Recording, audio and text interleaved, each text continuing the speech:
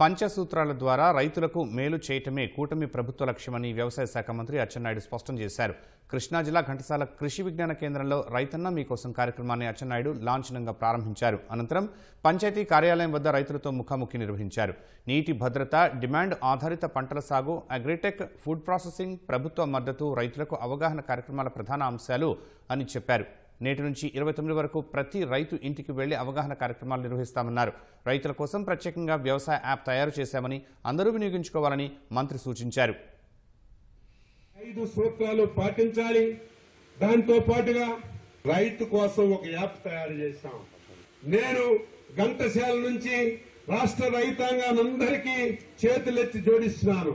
ప్రతి రైతు ఆ యాప్ డౌన్లోడ్ చేసుకోండి. ఆ యాప్ డౌన్లోడ్ చేసుకుని ఒకసారి ఆ యాప్ మీద ఒక అవగాహన కల్పించుకుంటే 100% ఆ యాప్ ద్వారా సమస్యలన్నీ పరిష్కారం అవుతాయి.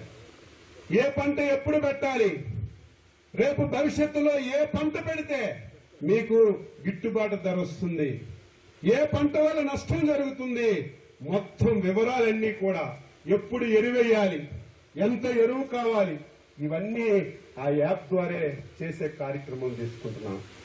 డిమాండ్ ఆధారితంగా పంటలు మీరు ఆలోచన చేయాలి.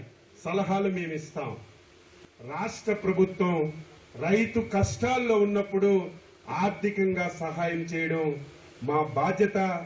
ఆ బాధ్యతను మేము నిర్వహిస్తున్నాము, భవిష్యత్తులో కూడా నిర్వహిస్తాం.